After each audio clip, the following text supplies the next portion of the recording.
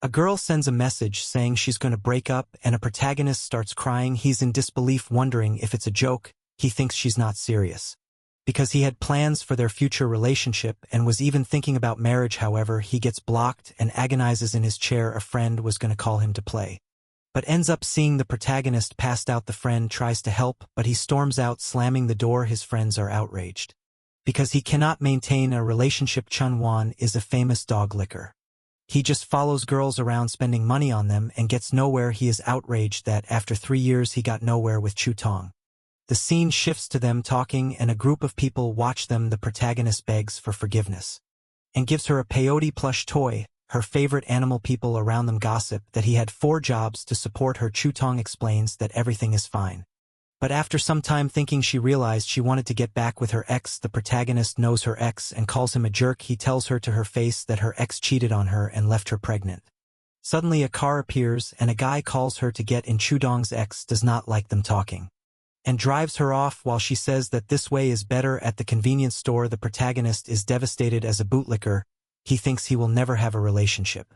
But a system appears showing his information named Chan Yuan with 230 Chinese coins in personal wealth and 1 strength point. However, it also shows another piece of information saying he has 90 billion Chinese coins to be a dog licker.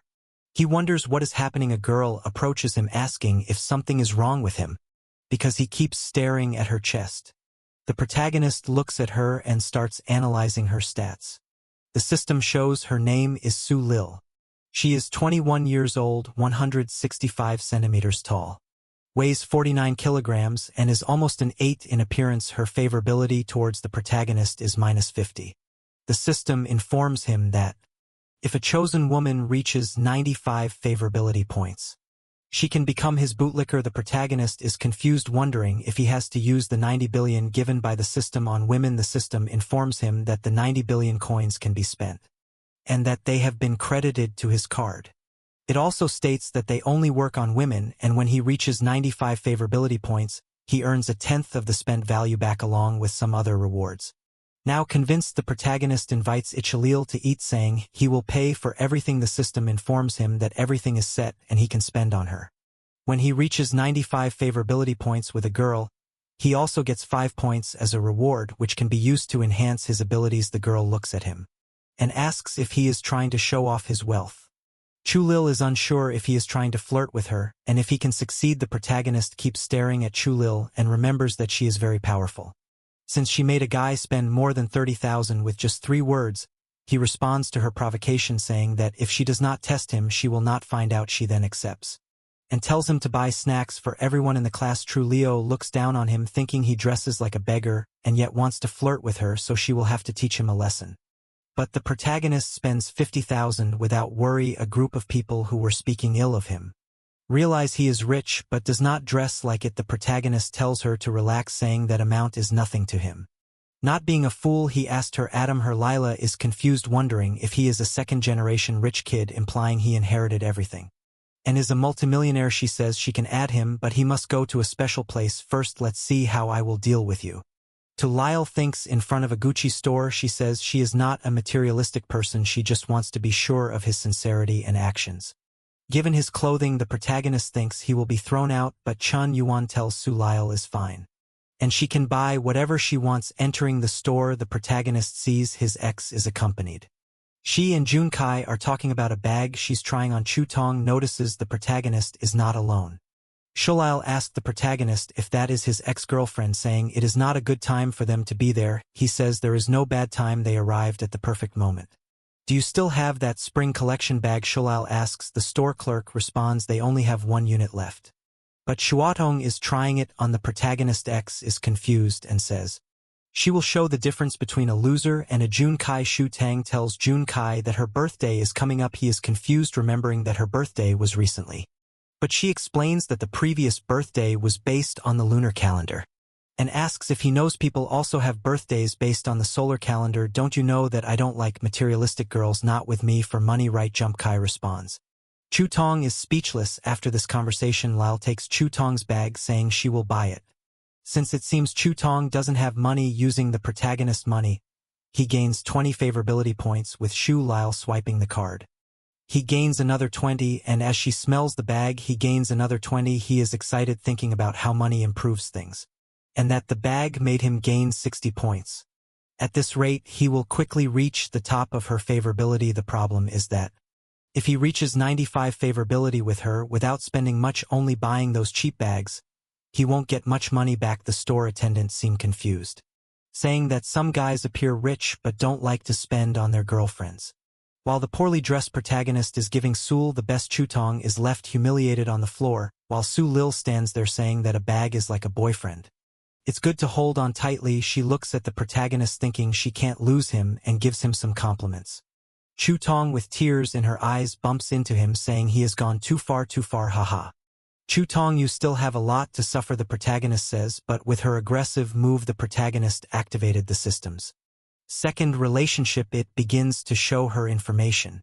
Name is Chutong, 21 years old, 163 centimeters tall, weighing 49 kilograms. She has a slightly higher rating than Xiao Lu, and has -10 favorability, with the same goal of 95 favorability. Are you relieved? Did I do a good job? Didn't I? Where are we going now? Shalil says. The protagonist says the night is just starting and he has plenty of money, asking if she is satisfied with just one bag. And she starts grabbing everything she can, ending up full of bags. The protagonist gives the card. The store attendants say they will deliver to the address. After the purchase is finalized, Ken Yuan keeps getting favorability with Suli.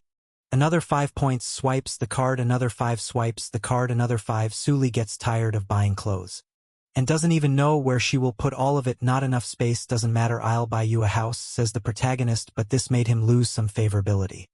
Xu Liang says they should take it easy since they have spent a lot. The protagonist understands he scared her, and that it's not normal for someone to buy a house for another person so quickly, even for a multimillionaire.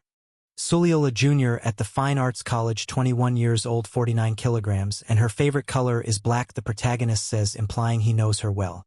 He asks the store attendant if they have a card he can give to Sulil. She says they do. Then the protagonist asks to put 500,000 credits on the card of her to Lil to spend whenever she wants. Can you? And gives the card. As an apology for the misunderstanding, she blushes and feels happy. He whispers in her ear that if she can't resist, you should just give in to him. Oh, you bad boy, you're a bad boy, my God, Shulil says, and he gains another 30 favorability points. The store attendants go crazy over how attentive and caring he is with her. The protagonist says that having money makes it much easier to flirt with people. Shulil asks him if even though he buys a lot for her, he doesn't buy clothes for himself. The protagonist says he doesn't have much money. Shulil, wanting to impress the protagonist, takes him to buy some clothes. She starts spending the 50,000 her father sent, paying for a haircut, some clothes and sneakers. Shulil is impressed seeing the protagonist with a new haircut and sneakers, and he gains another 5 favorability points. Another 5. The protagonist asks if he did something wrong, since he never spent money on himself before. She puts her hand on Chen Yuan's chin and says there's nothing wrong with him. She just thinks now they make a good couple. She thanks him, saying it was a very special day. Now Su Lil has 68 favorability points. Back at the dormitory, his friends ask what he did all day and why he is all dressed up. Ken Yuan says he was on a date with Stella. His friends give some advice, reminding him that not long ago he was suffering over his ex, and now he is with Sulil. They suggest he stay away from her or he will end up very poor. The protagonist thanks them for the advice. Then he receives a notification from Chu Tong saying that if he hates her it's best they delete each other's numbers. Chan Yuan looks at the phone thinking about how he will increase favorability with her since she wants him to delete her number, but he wants to earn money with her. Of course not, how could that be possible? You will always have a special place in my heart, the protagonist says, sending the message. She responds saying she is not with that guy because she wants to be, but because her mother is sick and needs 50,000 for medical procedures. Shu Tong is impressed, realizing she was only playing with him, and receives a notification of 50,000 that the protagonist sent. Shudong's friend asks who sent that money. She responds that it was her ex who sent it. Wait, Chen Yuan, didn't you dump him today? That loser is this rich. Shudong starts wondering if she made a mistake by leaving him. And even after he sent 50,000 to Shudong, he only gained 5 favorability points. She asked Shin Yuan several questions, such as what he meant by sending them money, where he got all that money, why Su Lilo was with him, why you didn't buy a bag for her, and if you might be a second-generation rich kid. The protagonist silences her after she sends 15 messages in a row. and wonders if there is a more fun way to spend money on women. He finds a girl doing a live stream, but there are only a few minutes left until she closes. She gets frustrated and asks if anyone's going to send gifts or if she should end the live stream. The protagonist sees that he can send up to 1 million and thinks it's much better than buying bags. He starts a frenzy of sending multiple gifts. The girl thanks him for sending a rocket, but then 100 rockets appear on the girl's screen. The people in the live chat get angry, wondering who sent all the gifts. Kenny-One realizes that someone with a lot of money gets a lot of attention and sends 900 more rockets, causing her phone to crash. The company where the girl does her live streams, an employee informs the boss that something incredible happened. A guy spent 10 million on Xiaomi's live stream. The staff goes wild, unsure if the protagonist is laundering money through the site or if he is affiliated with the company. All the other girls doing live streams see the protagonist's nickname and are amazed that he spent 10 million on Xiaomi's live stream and try to send him messages. In his DM, Ken-Yuan just watches the messages come in. The girl that received the gifts wonders if it's all real. But then a guy with a sign comes over saying he needs to get the protagonist's contact information and will get a raise for it. The girl sends him a message thanking him for the gifts. She asks if he is still in the live chat since she is about to close. But Chun Yu-won had gone to sleep after spending money all day. The next morning his friends are looking at news online about a guy who spent 10 million on a girl's live stream. And the guys are discussing what they would do if they had that kind of money. The protagonist realizes he spent all that money and didn't create any kind of relationship with her, so he opens TikTok and sees a bunch of girls sending him messages. One girl says she is 28 years old and divorced. Asking if he wants to meet her, she is frustrated since the protagonist doesn't respond to her messages inviting him to her studio. And saying she's waiting for him, he isn't very excited about these messages since he doesn't gain any favorability. His friends are still discussing the amount of money and getting ready to go out. The protagonist asks his friends where they are going without him. And they respond that they are going to see the goddess Zhao Yuki and are going early because they want to see her up close. His friends ask if he had forgotten, because normally he runs ahead just to be there from the moment she arrives until she leaves. The system shows her information. Her name is Zhao Yuki. She is the beauty of human campus, the vice president of the student council, and the dream of all the students. She's level 10 in piano, an athlete, a professional in ballet and fencing. Her incredible talents make it extremely difficult for any guy to get close to her. An unattainable woman for all the boys in college. In the last 3 years, no one has been able to get close to her. The protagonist feels challenged, since she is the most difficult girl, meaning he will have to spend more money. Sutong is nearby talking to a friend saying that Chun Yuan only learned how to dress up after they broke up and says she is afraid he and Jun Kai will fight. Because of her, her favorability is only going up. Gains another 10, gains another 10. The protagonist is annoyed, saying that favorability is only going up because he dressed up, but it's all nonsense. His real focus is Zhao Yuki. One of the guys nearby is talking about wanting to see how his boss will win over the goddess Zhao Yuki, and he says she will fall in love with him. He approaches her asking for her contact information. When another guy comes up asking what he is doing, he doesn't care about what that guy is saying and continues talking to her, insisting that she adds him, saying he wants to get to know her better and be friends with her. The angry guy demands to know if it's just looking for trouble and what he plans to do with Yuki. Taking it back, claims it's a misunderstanding and that he just wanted to join the student union because she is the vice president, and he wanted some advice. The angry guy scolds him, saying that's not a good enough excuse to hit on her, calling him a pervert, but the protagonist, undeterred, asks if she can add him on Snapchat. She looks puzzled, wondering why so much is happening. The protagonist remains confident that she will add him. The president says he is bold and courageous for putting himself out there for everyone to mock. The other guy admits the protagonist is even more handsome than the last one, and asks if he wants to join the student union too. The protagonist replies no. He doesn't care about the student union. The guy is confused why he wants up Snap. Ken Yuan says he just wants to pursue her. Students from another class watch, noting another guy trying to talk to her, but at least the protagonist is bold. Zhao Yuki decides to give him her contact information. Xu Peng's friend asks what's going on between them. I like beautiful women, why should I hide that? Sometimes the simplest approach is the most effective. What woman doesn't like being pursued, says the protagonist. It shows that he has formed a bootlicker relationship with her, but with zero favorability. He's happy but confused since she gave her contact to someone with zero favorability outside the class. His friends say he nailed it by getting Yuki's contacts. since he used to seem like a bootlicker and now looks confident. One of the protagonist's friends jokes that if he gets close to the president, he will have to introduce them to her friends. The protagonist doubts he will manage to talk to her, saying they are exaggerating.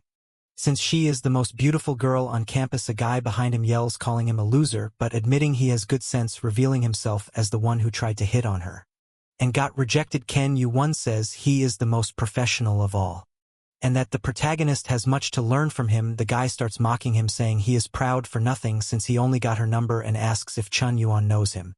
But the protagonist just laughs in his face. Then Su Lil appears, asking why Chun Yuan took so long, and saying she's been waiting for him for a long time. Everyone is shocked that Su Lil, known for rejecting all kinds of guys, was waiting for this guy. Protagonist invites Xue Lyle to eat as an apology for making her wait. Xue Lyle asks if she looks pretty in the clothes he bought her. Meanwhile, Chu Tong, very angry, listens nearby. The protagonist replies that no girl looks pretty just because of clothes.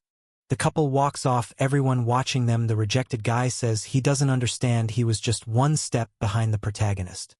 But he stops complaining when he sees Chu Tong nearby, asking who that girl was. Chu Lai hands him a drawing she made of him, saying she stayed up all night drawing, and if he throws it away, she will never forgive him. The protagonist says it's the first time since he was born that he's received a gift from a girl, and she asks if he liked it. He stares at her and asks if all this is just a game to keep him. Hulao wonders if he liked the drawing, as he doesn't seem very happy. He asks if she will give him better gifts in the future than just drawings.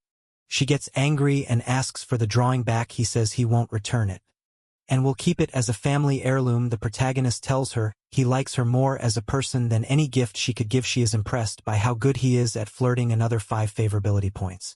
The protagonist thinks she wants him to become her pet, but he plans to use her to make more money. A guy interrupts, asking if Shu Lil isn't going to do her nails, who the protagonist is, and if he is rich. The protagonist thinks this guy is another of Shu Lil's bootlickers, noting that this happens often.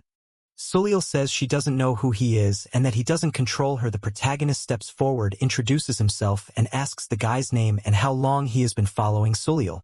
The guy responds that his name is Yang Yu, he's from the arts department and has been following her for 6 months. The protagonist tells him that it's nonsense and shares his own story about being replaced by a girl he followed for 3 years, working 4 jobs, eating just bread every day, only to be replaced by a guy with a Mercedes-Benz.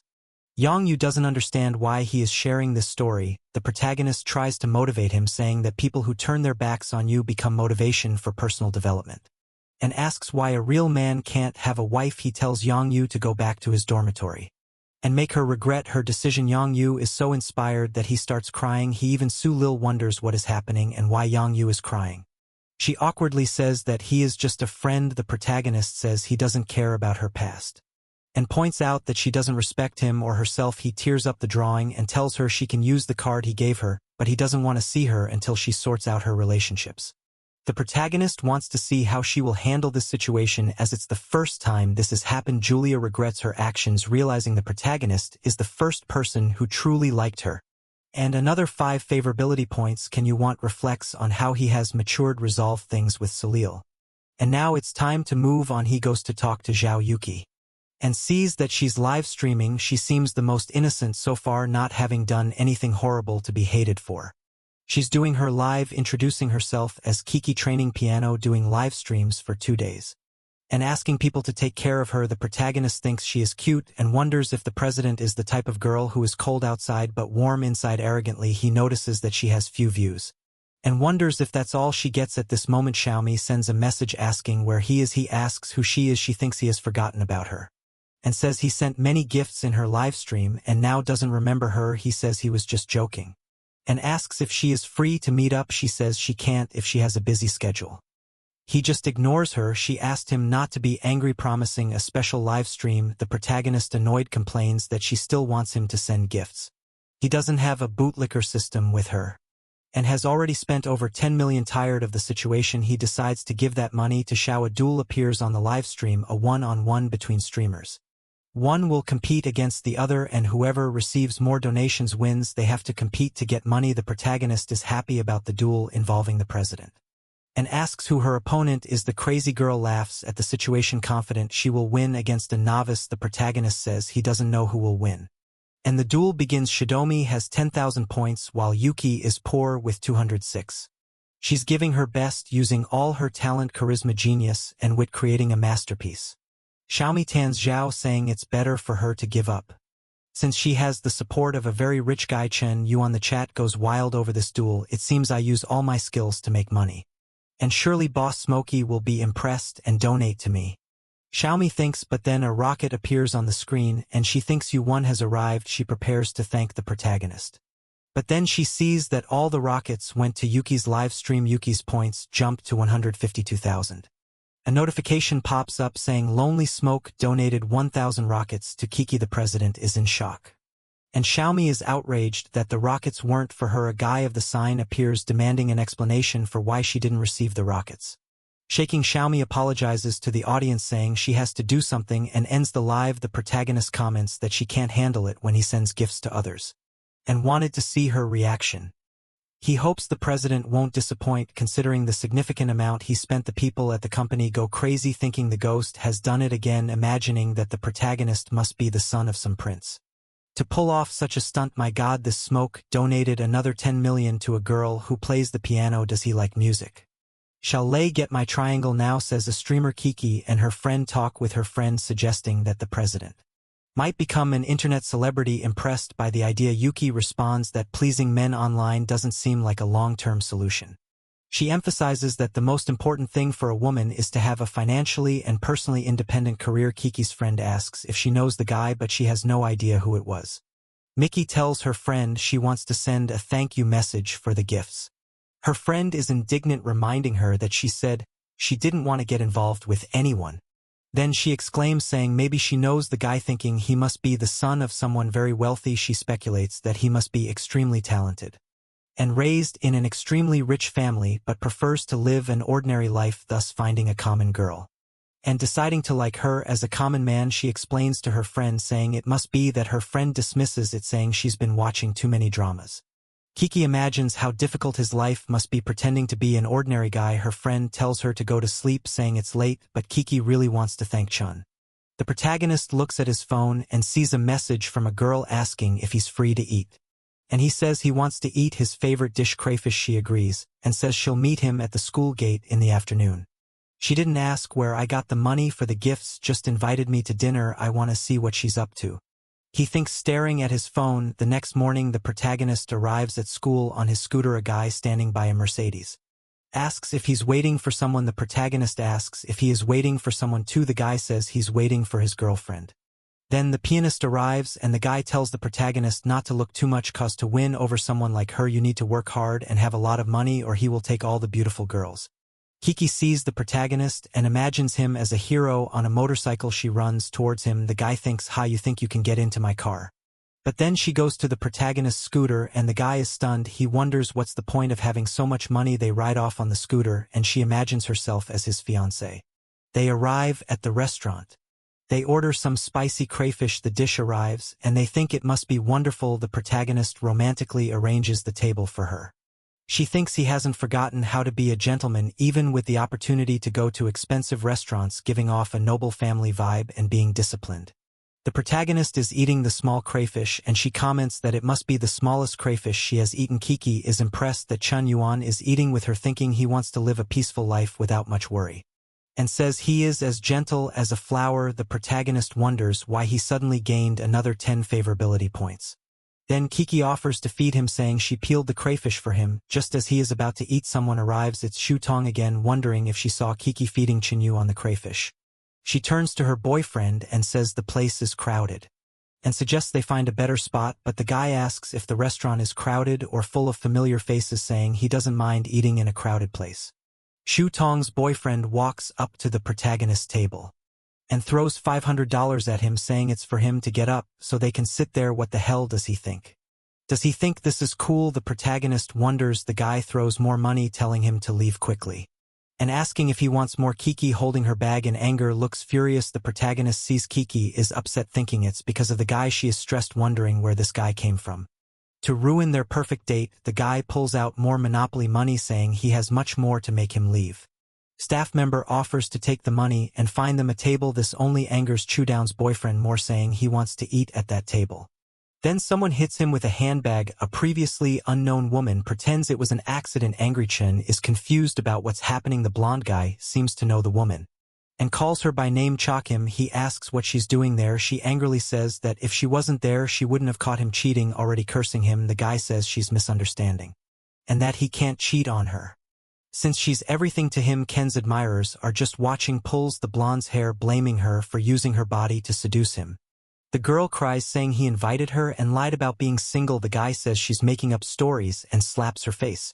She collapses on the floor, devastated. He moves to slap her head, but his hand is stopped. Hitting a woman. Huh, you really enjoy embarrassing yourself, don't you? The protagonist says, and Lonely Smoke gains another 20 favorability points. Xiudong says the protagonist really loves her. The protagonist keeps gaining favorability, another 20 favorability points with Xiudong. The second target of the bootlicker system reached over 95 points. The system congratulates Chun Yuan, saying he successfully reversed the bootlicker situation. It shows that Chun Yuan spent 50,000 on the second target and informs him that he will receive 5,000 in return. Shu Tong has been converted into the protagonist bootlicker and he gains 20 strength points. Chun Yuan allocates 10 points to strength and 10 points to fitness. He flexes his arm and the blonde guy demands that Chun let go of his arm and grabs a bottle, threatening to kill him. Chun stares and says the guy is annoying, then punches the bottle and the guy sending him flying. The guy falls to the ground looking defeated, and Chun says that depending on a woman is not shameful, but hitting a woman while doing so makes one despicable. The blonde is biting his lips, clutching a balloon popper. The girl with Chun Yuan is nervous, urging him to end it quickly. Chu Dong's boyfriend charges at the protagonist, but thanks to his new points Chun dodges quickly, causing the blonde guy to hit his elbow and collapse to the ground. Everyone eating in the food court is nervous. The blonde guy is on the ground, foaming at the mouth. Chun walks away with his hand in his pocket. The young girl beside him, Shu Tong, now a bootlicker, watches and clings to Chen's leg, begging for forgiveness and a second chance. Cold and calculating, Chun reminds her of the guy who ran over 10 kilometers with her on his back at 3 a.m. to take her to the hospital, the one who saved money for half a year to buy her a phone only for her to ignore it because it wasn't the latest model, and the one who, despite knowing all her unnecessary vanity, always thought of her as a good person. He tells her that all those guys are dead. Outside talking with the president, he apologizes for everything that happened. She says calling her president is too formal, and that he can call her Kiki. She says it didn't bother her, and that she saw a different side of someone. She thinks Chun Yuan is more intriguing the more she gets to know him, imagining that he will bring countless surprises to her. Arriving home, Shu Tong is crying, soaked from the rain. Her friend asks why she didn't use an umbrella. Shu Tong is too nervous to speak coherently. Her friend then asks if it was the protagonist, saying she heard he gave 10 million to Zhao in her live stream. She says Chun Yuan may not look like it, but he's very rich. What, more than 10 million? Where did you hear this? Is it true? Shu Tong asks. Yes, Zhou's classmates spread the news to everyone. Her friend replies she can't believe what her friend is saying. She screams Chun Yuan's name for everyone to hear. In the room, the protagonist's friends are playing Mobile League of Legends. They asked how he's so good, winning 18 matches in a row. The protagonist hadn't imagined that adding 20 attribute points would make him so good online games. A guy with a cool hairstyle suggests that with this talent he could become a streamer, earning millions and getting some hype. He is amazed at the power the attribute points have given him. Looking at himself, he wonders who will benefit from his body. Next, at the door, his friends shout for him to come out. His phone is ringing. One wonders what tactics she will use to manipulate him. Now the protagonist answers the phone, but he is cold. Hello, Miss Exulil, is there something you need to inform me about? The protagonist answers. She starts crying, saying she doesn't know what to do. It shows her in an abandoned room full of Chun Yuan's purchases. She asked to borrow 500,000 from him. Julil says her family was once prosperous, but now they are stuck in debt, unable to pay off the interest, making no progress and just needing to clear the debts. The protagonist only asks two things: what she wants and to send the account details. She is shocked, thinking he wouldn't send the money. She quickly sends the account information. The protagonist sends 5 million. She says he mistakenly deposited 5 million. He says he must have pressed an extra zero, and that she can keep the money. She screams in gratitude, and then it keeps coming more. Her favorability keeps increasing. Shulio creams with happiness. Cry Shu Little thanks the protagonist and promises to pay him back when she can. Her favorability continues to rise, now reaching 94. The protagonist sees her favorability at 94 points, complains about not being able to win her over quickly, and considers confessing but quickly dismisses the thought as those who reveal their true feelings lose. The next day the protagonist is hanging out with his friends when someone calls his name from behind. When he turns around, it's Chutong holding some pastries and asking if he wants to eat them in the classroom. The protagonist's friend is shocked, wondering why she's bringing breakfast for Chan Yuan. But then Yuan hears someone else calling him and sees it's Elle, who also brought breakfast, saying he must be tired of eating cafeteria food. They face off in a bootlicker showdown. However, once again someone else calls Chan Yuan. His friends are outraged that he has yet another girl. The protagonist wonders who it is this time. It's the president, who brought ramen for them to eat. The three girls glare at each other. The president is the second most beautiful girl on campus with a commanding aura. The protagonist receives the ramen and asks how she knew he liked ramen with meat. She says it was easy to guess since they had a date. Ken Yuan isn't even trying to seduce anymore, he just wants to see who can seduce him better. The protagonist says that President Jail easily wins since she understands his tastes. Setting a subtle jab to the other bootlickers, Kiki says she wouldn't deliver breakfast without knowing his preferences, and then, if someone doesn't pay attention to such details, he doesn't like them. After saying this, it felt like she had delivered a spinning punch to the other two.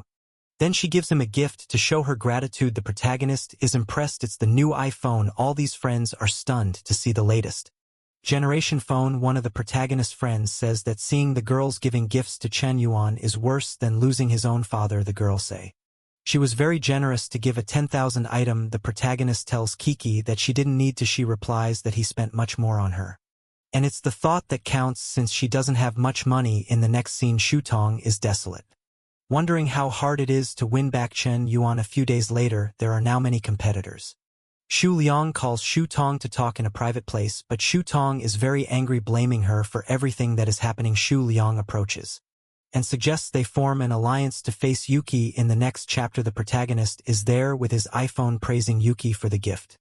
She looks back thinking he said something, but Chan Yuan says it was nothing. The protagonist has 40 favorability points with the warrior. He thinks that if it weren't for those ridiculous 40 favorability points, she would have fallen for him by now. He's impressed with her actions, feeling like she's making him a different person. He's far from completing the favorability points, but she acts as if he already has.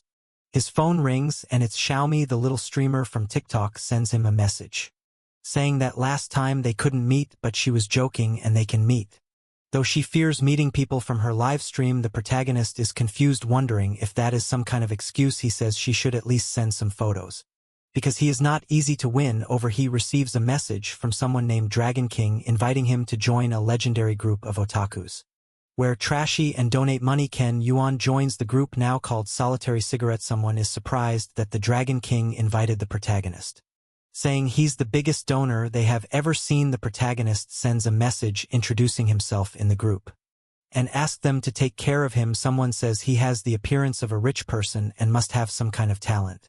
Another person says they have a business and asks if he wants to participate. Can you won these rich kids want to test me? Fine, I'll play with you. He thinks yes. Sure, I can help you. Let's talk. Message me privately. The protagonist says, hey big cigarette, I have an insane villa for sale. Are you interested? Another person asks. The protagonist asks where the villa is and the person sends the address.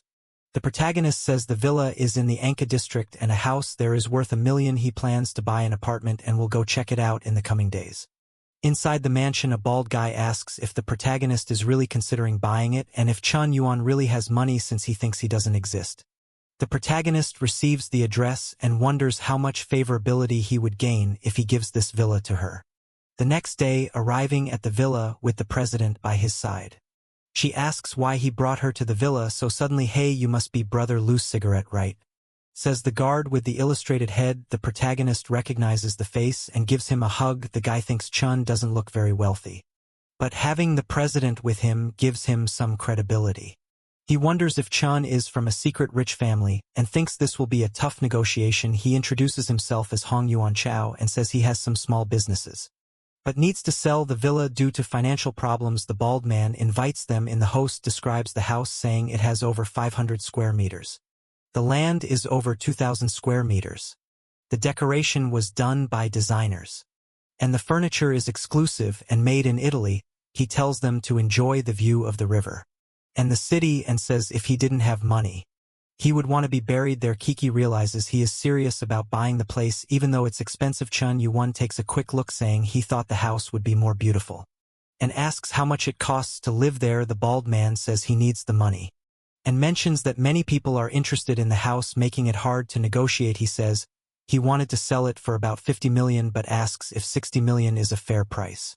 Can Yuan lets out a The man wonders if the price is too high for him, and thinks it's hard to fool the son of a noble. The protagonist says he didn't expect it to be so cheap. Everyone in the room is impressed by the protagonist's response. The bald man thinks he should have asked for more, like 70 or 80 million. The protagonist asks Kiki if they should buy the house. Kiki is surprised, but says she doesn't care if he buys it or not. He gets close to her and says he's buying this house for her. The bald man is shocked, never imagining he would buy the house for the president. Kiki stands there like a statue, stunned, saying 60 million is too much. She imagines Chun Yuan locking her in the basement, tying her up. She apologizes, saying she can't accept such a gift. The protagonist takes her hand, asking her to listen to him. He explains that there's a restriction on the number of properties he can own. He has several houses. He was thinking of transferring this one to her name, that way she will have her own house. She imagines doing crazy things with him. The protagonist whispers, asking if she thinks relationships are important, saying everything he has is also hers. Getting another 10 favorability points, another 10, another 10. He reaches 90, just 5 more to go. The protagonist thinks he deserves an Oscar, saying his acting skills are improving. The blonde girl nudges the bald man, asking when this will happen to them. The Mosquito Airport guy says he doesn't have money for such gifts. Meanwhile, Chun Yuan swipes his card. He says he will transfer the money, and after the paperwork is complete, they'll settle the rest. The man tells the protagonist not to worry, and that everything will be sorted out in the coming days. The protagonist's plan is going as expected. The president's favorability reaches 90. Chun Yuan thinks that once he completes the favorability, the 70 million he invested will return is more than 700,000. She looks at the protagonist and thinks, considering everything that happened, he's about to say something that will embarrass her. She imagines their perfect wedding, wondering if it will be in Milan or the Maldives. She wonders what the ring will look like, already thinking about the baby's name, and worries if he will forget her when he gets old. But before imagining more, they arrive at their destination. She steps out of the car and asks if Chun Yuan isn't coming out. He says no, a friend invited him to play a game of LOL, and waves goodbye. She waves back sadly. She feels indignant, expecting more than just a goodbye. Can Yuan arrives at the internet cafe. Greeting his friends, they complain he took too long, saying they started a match without him. His friends hurry him to register and play with them. As they were losing, the protagonist notices Shalil is there and is impressed. She explains that her father owns several internet cafes and this one was recently opened. She is there to attract more customers. She thanks him, saying her family's debts are finally paid off. Shalil tells him to stay where he is because she will get him a drink and a card with unlimited credit to play at the internet cafe. Can Yuan says it's unnecessary, but something explodes behind him. 2 guys appear. One looks like a movie character. He asks Katsu Lil if she is Lao Shu's daughter, and when her father will pay the debt. Shu Lil, looking disheveled, says her father paid the 5 million debt, and asks what they want. The guy says 5 million was just the beginning, and there are still 15 million in interest. She says it's a scam and threatens to call the police. The guy grabs Su Lil by the wrist, telling her to be quiet, and that if she doesn't want to pay the 15 million, they will take her. He says that after 1 or 2 years, she would pay off the debt. Working at his nightclub, the protagonist pulls her arm away, telling the guy to stop if he wants to leave alive. Julio goes crazy. The thug says the protagonist doesn't know what he's getting into, and orders his men to kill him. Then chaos ensues, with some guys wielding cake cutters and others using their bare hands. The protagonist lands a sneaker kick on the thug's chin. His friends are impressed, saying it looks like a cyclone kick. The scene changes to the thugs running away. To avoid getting beaten, Kasha representative says if they see them on the street, there will be no more talking. With 95 favorability, Chizulio throws herself into the protagonist's arms. The system congratulates him for getting another person to 95 favorability points, and informs him that he spent 5.3 million, so he will earn 530,000. A notification appears. Su Lil has successfully been transformed into your loyal bootlicker. Can Yuan is hugging her, but Shu Tao is watching in the background. However, he is only concerned about where to allocate the attribute points he received. The chest-only trainer arrives stressed, calling Su Lil a traitor for wanting to form an alliance. And now humming the protagonist. The protagonist watches but grows tired of just watching and asks the system to allocate all points to strength and agility. Everyone wonders where he went, but he simply disappeared. Ken Yuan is calmly walking around the college campus saying he has already gained points from Chu Tong and Texu Liu, and that only President Zhao is important since there's only one president. The protagonist says he needs more girls. Someone approaches, tapping him on the back, asking if he can move aside as the track team needs that area, and it would be good if he didn't stay there. Ken Yuan says she's bold but sincere. The protagonist asks for her contact information, but someone else said she is already in a relationship, and advises him to leave if he doesn't want trouble. Ken Yuan stares, wondering if he has seen that guy before. He has a flashback and remembers that this thug was beating him up, and tells him to look at himself before criticizing others, and ask why he was chasing after Xiao Yu. Remembering everything, he says it's easy to find old enemies. The protagonist activates the system on the guy's girlfriend. The system shows her information stating her name is He Jin. She is 19 years old, 1.69 meters tall, weighs 50 kilograms, and has an appearance rating of 8.2.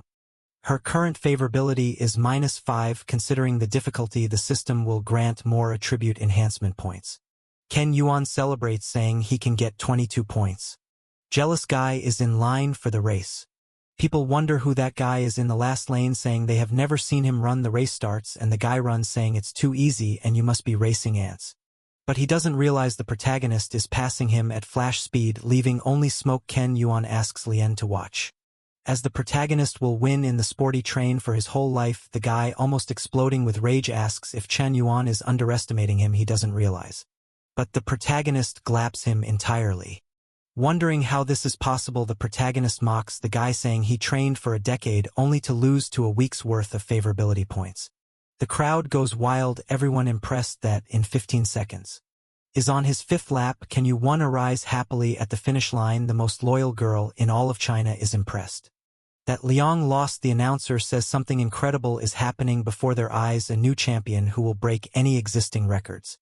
A muscular professor approaches the protagonist, saying Chen Yuan has extraordinary abilities, and asks if he wants to join the track team, promising that, with a little more training, he can reach the national championship. The humiliated guy asks if the spot wasn't already his. The protagonist mocks Liang, asking if the spot was his, saying it isn't anymore. The last romantic girl in China imagines that the protagonist is a professional runner. With that, she gains 5 favorability points. The loser approaches and asks if she was thinking about something else. She says no, she was just worried about him. Another 5 favorability points.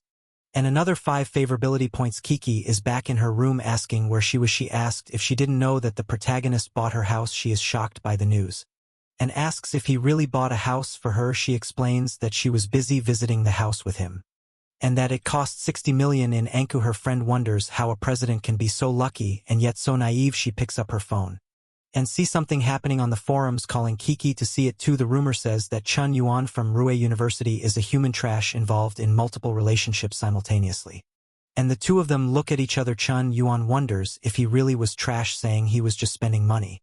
And then it's all slander. 3 cheese puff eaters are celebrating that they are going to ruin the protagonist's reputation. A guy appears behind them, asking what they were doing. The 3 are startled and say that the protagonist has been too arrogant and they are trying to teach him a lesson. The race loser also sees the news about the protagonist and wonders if he isn't the guy from the race. Now that he has the protagonist's name, he remembers beating him up when they were younger. He says they went to the same high school, saying the protagonist was crazy since childhood and has a lot of information about him. The loser says he used to cling to annoy the girls. The 3 boys put him in a chair, asking more questions, wanting more details about the protagonist to post and ruin his reputation. Liang says that after winning that race, the protagonist thinks he will get away with it, but he will change how people think about him, saying even the coach won't want to help him, calling him the trash of the university. The news says he is the biggest trash there, and that he is involved in relationships with multiple women, always objectifying them, and warns to be careful with him. One guy adds that the girls he got involved with didn't do so voluntarily. They say he bothered the girls so much that even their grade averages dropped. Everyone seeing this says they never imagined that about him. The girls are in shock in the president's office. He takes the guy's phone and says the protagonist can't stay at the university, but he will personally investigate Chun Yuan and have him expelled. In the next chapter, someone says that Chun Yuan is a very special person, imagining that the protagonist can't see a girl suffering without wanting to spend all this money to help. Kicking the Joker, "Hey, you trash, I hate men who hit women." Whenever night falls, he transforms into a black knight with strong punches. He ends all evil, a mysterious and powerful man protecting the city of desire and sin. And the one who said this was none other than President Kiki. She says that to her the protagonist is a hero. The guys ask if calling him a hero isn't an exaggeration, and ask where she got that from. Kitty says it's her intuition. The guys wonder if they can trust her testimony. The guy helping the president says she is the vice president of the student council, a bit quirky but trustworthy. The president frowns, saying he doesn't want to know, and ask them to question other people. The president says no one better than him can be in that place. Now they go to talk to Chu Tong. "Hello girl, we have some questions about a classmate of yours. His name is Chun Yuan. Please come with us," said the interviewer. Shu Tang says he is too good, but she wasn't enough for him. She also says she was a complete idiot and greedy, acknowledging that she wronged the protagonist and wants him to accept her back, and then she starts crying. A policeman gives her a tissue to wipe her tears. The policeman asks Shu Tang if even after the protagonist rejected her, he still continues to be a good person. The president, observing her desperation, says she deserves everything happening to her, saying she isn't worthy of his love, and he did nothing wrong. The stressed president leaves the room, angrily lights a cigarette to ease his jealousy, wondering if he did something wrong. He sees that the protagonist is innocent, and people just want to ruin his reputation. Looking down, he sees two people arriving, wondering who they are holding the banner. It's Kashu Lyle and her father. The president introduces himself and asks why they are there. "I am Su Lyle from the arts department, and I wanted to make a banner for Chun Yuan." Her father explains that the protagonist protected his daughter a few days ago and helped his family a lot. The president is even more impressed and jealous of the protagonist. With that, he says goodbye. He says he probably blamed the wrong person and wants to look at the post again, seeing that a girl commented saying if he is trash, she is throwing herself into the dumpster. The girls are all sharing and the protagonist is running. Various girls praise him, saying that when they saw him their hearts beat faster. The president is impressed because only women are defending him. He thinks people are doing this to him because he stands out so much. The president says he understands Chang Yuan and that you will bring justice and not tolerate any complaints or offenses against him. The president gathers all the students to talk about the rumors regarding Chang Yuan on the school forum. He says he conducted a thorough investigation and admits that the protagonist is honest, and that all the rumors about him are mere slander. He is there to clear Chun Yuan's name. The president gives a notice that the protagonist is willing to help everyone, mentioning that Chun Yuan has protected many people and doesn't like to take credit, hence keeping it a secret. He praises on Chun Yuan and, almost crying, presents him with an award for people who positively contribute to society, advising all students to learn from their classmate. The protagonist wonders what is happening, saying he doesn't understand anything and why he is receiving this certificate if it was for protecting someone. Liang wonders what is going on, cursing the president since the protagonist's reputation was supposed to be destroyed, saying he should be in Chan Yuan's place. He notices his girlfriend is making some compliments about the protagonist and the favorability rises. Another 10. The meeting ends and everyone is leaving. She asked if he's gone mad or isn't feeling well, and why he is so jealous of the protagonist. She says she has genuine admiration for her classmate even after helping so many people. Chun Yuan doesn't care about fame or wealth. She brings up him winning the race against Liang, and yet not wanting to join the track team, saying this act is a sign of incredible people. He grabs her wrist forcefully. She tells him to shut up and let go, saying he's hurting her. Loser gets closer. Ken Yuan is useless. Liang starts boasting about having a Tesla and many more things than him.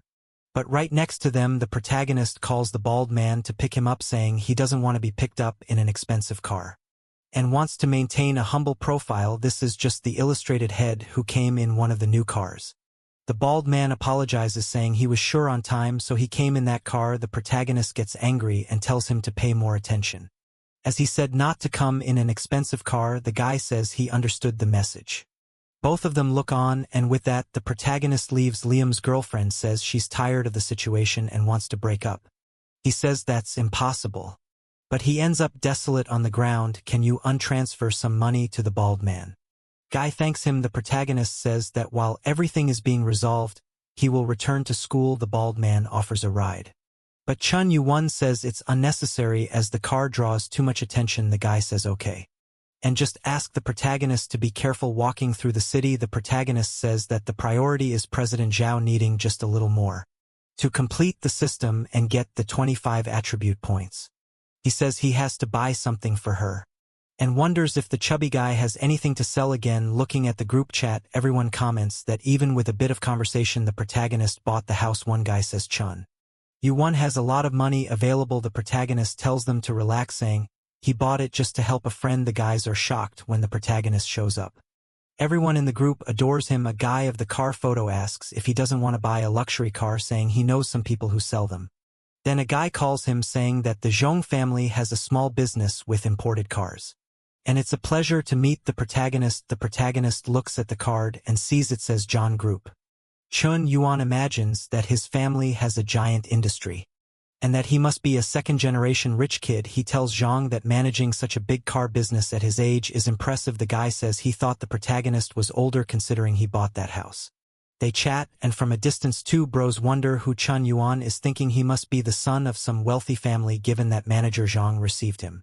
But they dismiss him, thinking they have no chance with him. The manager doesn't want to brag but says he has the store with the largest collection of luxury cars in the city, saying the protagonist can ask for any car he wants. The protagonist thinks of the legendary car and says he wants a Bugatti Chiron. The guy thinks Chun Yu-won must be joking as there are very few units. The protagonist says he doesn't have it and Zhang feels embarrassed. Ken Yuan asks if they have a Lamborghini Veneno. Zhang responds that they do not. The protagonist asks if they have a Pagani Huayra. Zhang replies that they don't have that either. The salesperson is sweating profusely, saying that Chun Yu-won is ruining the place. The manager explains that the vehicles they have for sale range from 2 to 8 million and the cars the protagonist wants are a bit out of that range. The protagonist is disappointed, saying he expected more from Zhang. Claim to have luxury cars. Zhang thinks the protagonist must be joking since he bought a house at that price, but it seems he wants a car of similar value. The manager says they don't have the cars he wants, but they do have a Ferrari, LA Ferrari, that you should take a look at. He mentions it is one of Ferrari's rarest cars with a V12 engine producing 800 horsepower dual transmission.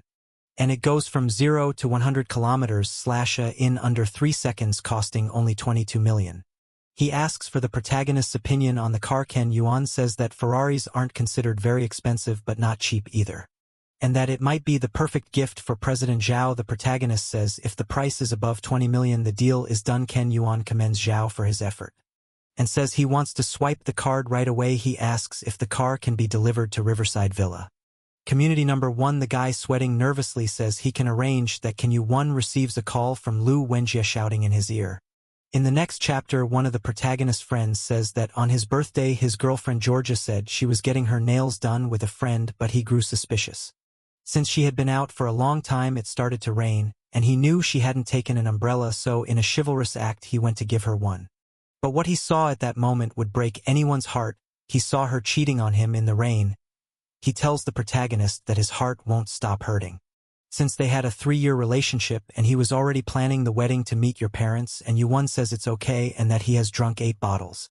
So it's better to take a break, but the heartbroken guy wants to know how to win her back. The protagonist says he needs to keep his head on straight, that the mistake was hers, not his, and loudly tells him he's becoming a bootlicker. The sad guy collapses to the floor, asking the protagonist if it isn't hard to accept, and that he can't accept that she betrayed him. The protagonist, now angry, says he needs to learn a lesson and grabs his phone. His friend asks who he's calling and what his plan is. Ken Yuan tells him to relax and trust him, that from now on he will handle everything, and he will make sure his ex-girlfriend kneels before him and begs for forgiveness. The protagonist calls the dealership guy, who answers promptly. Chun Yuan says he wants to borrow some cars, but nothing too expensive, just those worth over 20 million. Says he needs some trusted friends to drive them tomorrow. The dealership guy says no problem, and that he will arrange everything for tomorrow. The protagonist's friend is still confused. Ken Yuan calls ex-Yu Leo. His friend observes that with just one call he brought a beautiful girl, and asks where the Chun Yuan who used to lick girls' boots has gone and why it now seems like she's licking his boots. Hey Su Lyle, this is my brother Wenjie, said the protagonist, introducing his friend. She was confused, thinking the protagonist called her just to introduce a friend. But she thinks a bit more and creates an idea that maybe he wants her to meet his close friends, but the protagonist quickly responds that it has nothing to do with that. and that he just needs her help with a little prank that will happen the next day. The protagonist's friend shows up looking gangster. Julia clings to his arm saying he scared her that the car he bought for her almost hit someone. The protagonist's friend is all nervous and says that if she had hit him there would be no problem as they could just buy another, stammering a few times. Chun Yuan's friend's ex-girlfriend wonders how he transformed into that guy looking like a second-generation rich kid. She asks if Wenjie came there just to show off. He says someone there was barking, stuttering nervously. The ex-pissed asks what he's doing, asking if he doesn't know she knows his family. She admits her mistake, but says he's being shameless acting that way. In the car, another friend says that the woman understood everything. The brothers are about to step onto the stage and the show is about to begin. Said the protagonist. Several guys arrive in Ferraris. A guy with white hair steps out and asks Wenjie if everything is okay and if he recognizes him approaching to talk to the new boyfriend of Wenjie's cheating ex. Little girl, he said his name is Makai, right? His family owns a mine. Had this guy is always a liar pretending he has something to impress girls. And you think what that he's a second-generation rich kid. Wake up to reality, ma'am, said the white-haired guy.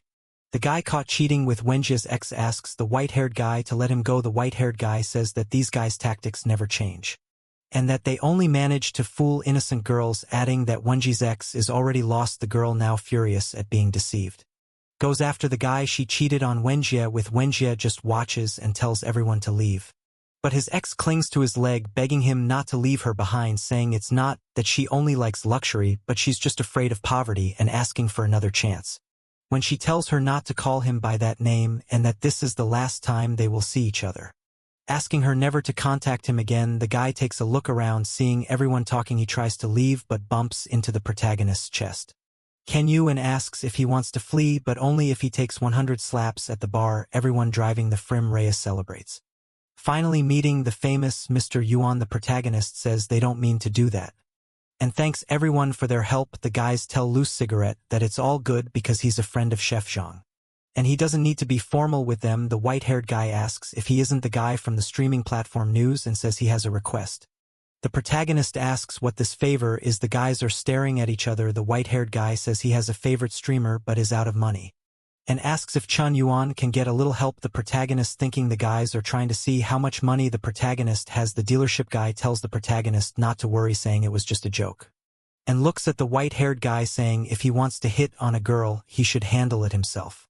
Loose Cigarette slams his glass on the table. The guys imagine he didn't like the joke. The protagonist says the joke was too mild for him, because it's just about sending gifts. He says he'll go to the bathroom, leaving his phone on the table for the guy to spend as much as he wants.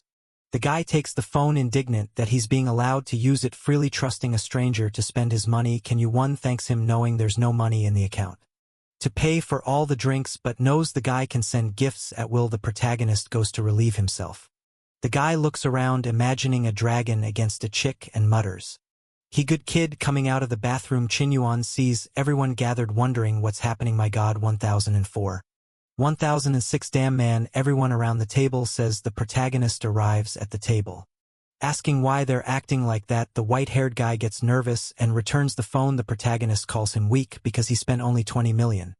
While he was in the bathroom, the guys go crazy, wondering if he has more money than a bank. The protagonist is indignant that he only spent 13 million, and says not even 20 million is much, saying he'll spend 60 million. The guy grabs his hand, saying it's enough spending, she won't be comfortable with all that money. The dealership guy arrives and tells the white-haired guy that he couldn't win, and proposes a toast to Chief Yuan. The guy starts the toast, "Honorable Chief Yen, from now on I follow your leadership."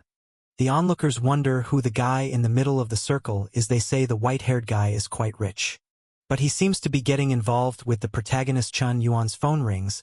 He takes a look, bidding farewell to the group. The blue guard guy realizes the protagonist's plan and says he's running away because he doesn't want to pay the bill, but another guy calls him crazy and asks if he didn't see the money spent in front of them. And the guy just agrees the message was from the little streamer, saying she's in town and can't wait to meet him. The protagonist says he's free tomorrow and sends her some kisses. Chun Yuan gives a stare and says that after a long time he will reap the rewards of his kindness. Arriving, she thinks it will just be a date, and that with her charm she won't have any problems. The next chapter starts with a huge message. It's from Chutong, saying they can start over and that she imagined them traveling the world, tasting all the dishes, but when she woke up she saw she was alone and asked for his forgiveness. The protagonist went there, blocked and deleted her contact, Because of his date with a little streamer, the girl asked what he was doing, but Chan Yu-won says it was nothing important. And asked what she was talking about. She remembers the boss scolding her, saying he spends more than all her fans in a day. And even if she has to strip and put him to sleep, she must capture him. The little streamer thinks that even with her beautiful face, he seems indifferent to her, and is disheartened that she can't win over. She tries to seduce him with her charm, asking him how he got so rich at such a young age. However, the system sends a message saying her favorability is too high and it's unable to connect. The protagonist realizes he needs to lower her favorability first and wonders what to do. He starts doing disgusting things to lower her favorability, to create the connection, like putting his feet on the table. He tells her he's just an unemployed guy who got lucky. She's outraged that he doesn't work, but has money to spend. The protagonist says he only uses his father's money and that they are going bankrupt, owing millions to the banks. He says he arranged this meeting to see if he could get back the money he gave her because he spent too much. She is disgusted when he doesn't wash his hands after picking his nose, but at least the protagonist's plan is working as he loses 20 favorability points. She can't take it anymore and asks why he asked her out if he's poor, saying that asking for gifts back shows he's not an honorable person. Lose 20, lose 20, lose 20. She says she must have been crazy to agree to go out with a loser like him. The little streamer calls someone, saying she met the protagonist, and he keeps bothering her, thinking he might be a stalker. The protagonist is dismayed to find such a dishonest woman, calling her shameless for changing her demeanor so quickly. A guy bursts through the door asking who's bothering his woman. She runs to him, saying she was scared to death of the pervert Chen Yuan. The guy ignores her and approaches brother Yuan. You're here too, said the Shiwi protagonist. The guy is impressed to meet Chan Yuan, saying it's an honor to know him. She is confused, not understanding why Mr. Yuan is being so polite to him. The guy is one of the richest second-generation heirs, owning several industries in the area. He slams the table, calling her stupid, saying she's bothering one of the most important men, calling him poor. She wonders why he's doing this, thinking the protagonist was testing her sincerity, and realizing she messed up big time. The little streamer knows she needs to win him back and starts apologizing, begging for his forgiveness. With that, the system connects with her. The protagonist takes a look and says it's fine, that she's just a young, inexperienced girl. She says she understands, and that he truly is her favorite. Plus 10, plus 10, plus 10, plus 10 favorability points. Chan Yu-won wonders if this is how people make a living, by seducing others, thinking that as long as they can get money, favorability will rise. He says he won't let her go that easily. The guy from the date slams the table, saying he spent a lot of money on her to boost her fame, and she treats one of his best friends like that. The guy invites the protagonist to an honor event. The protagonist says he can go without problems, and that he's doing it out of respect for the friendship. Chan Yuan gets into the car. The little streamer says she wants to go too. In the car, she hugs him and asks if he's mad at her, saying she really understands she was wrong. The protagonist takes out his phone and opens the streaming platform. He says it's okay and she's worrying too much. Chan Yuan opens a live stream of a well-behaved girl, telling the viewers to follow her. The little streamer watches in amazement as he makes donations. The girl on the stream goes wild with the gifts, not understanding anything. She faints from the amount of money she received. The little streamer is impressed with how quickly the protagonist spends his money. She says all that money should be for her, and that he must be joking. Plus 30 favorability points. The girl says she wishes his fingers were tapping the screen, but her body instead, and he gains another 30 favorability points. He watches, saying she's crazy for enjoying watching him humiliate her by giving money to others. Arriving at the location, the guy welcomes the protagonist, saying it's the most reputable private restaurant in the city, only accessible with a special membership invitation, and it has 3 important features. The protagonist is confused about the 3 important features, guessing impressive food, a unique setting, but can't figure out the last one. The guy is impressed he guessed 2, and says he wouldn't be able to guess the third. Chan Yu-won sees the president playing her instrument, and the guy says that's the third point, the chef's daughter Jo Yuki. She stands up and they exchange confused glances. She sees the little streamer clinging to the protagonist's arm, and he loses 5 favorability points. As she breaks her instrument, sad and tearful, the protagonist sees her run away, complaining that he was so close to a counterattack, and wondering if he can take advantage of the situation and fix everything at once. He throws her against the wall, and she says he's a big idiot for playing with her feelings. Chan Yu-won says he can't lose this chance, that if he lets her go, he doesn't know how he'll fix it later, And then he takes a risk asking if she has seen a particular movie. She asks what he's talking about, saying she's tired of him. And now he's asking about movies, but Chun Yuan lights a cigarette and says he's the son of a tycoon, asking if she knows he has an extraordinary background and must be wondering why he lives such a mundane life. He says that in his family there's a secret rule: when someone turns 18 they must spend 10 billion in a month to receive a fortune of 50 billion.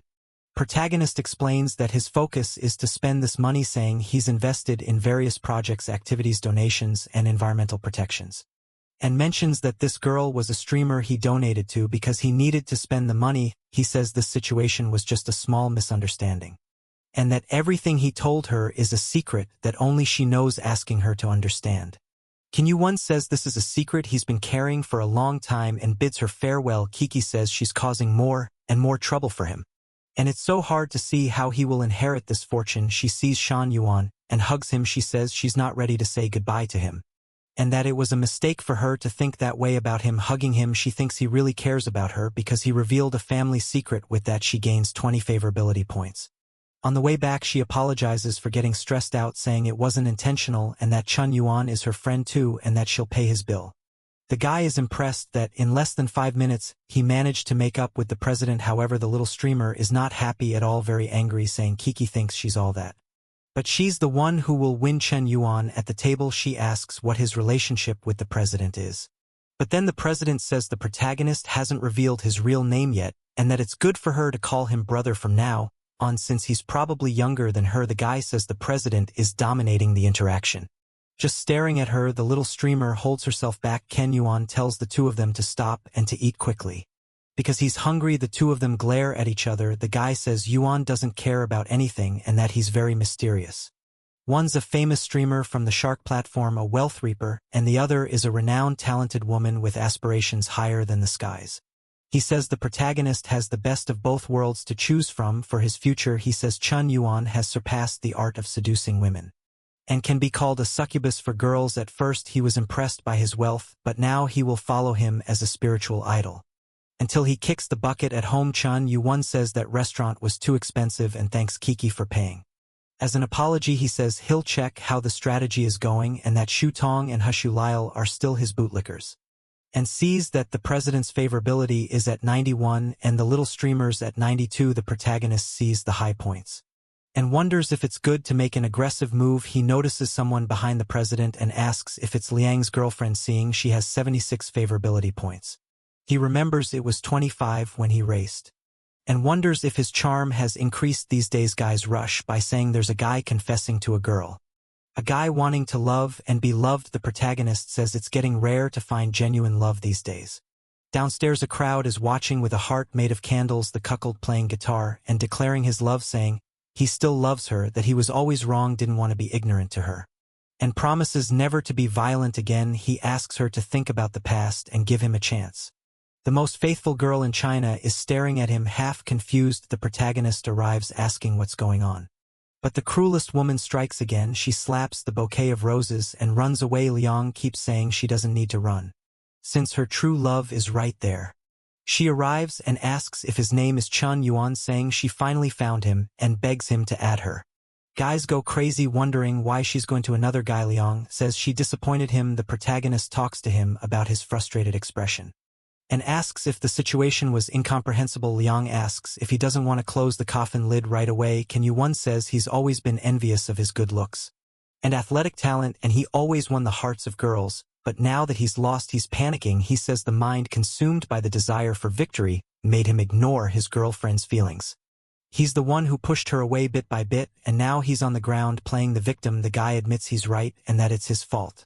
Several girls are watching, wondering what's going on. They say if he was aggressive, he doesn't deserve dignity, and if he treated her badly, there's nothing to resolve. The girl stares at the protagonist, saying he understands her. With that, her favorability reaches 91, even though Chun Yuan did nothing.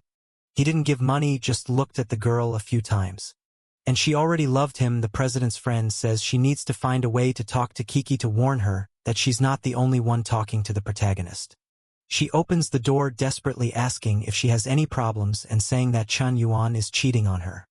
and that she should stop everything because of it. She leaves a like in the video to help Mamoru make more juicy content for his viewers. Activate the cheeky little bell and I'm out.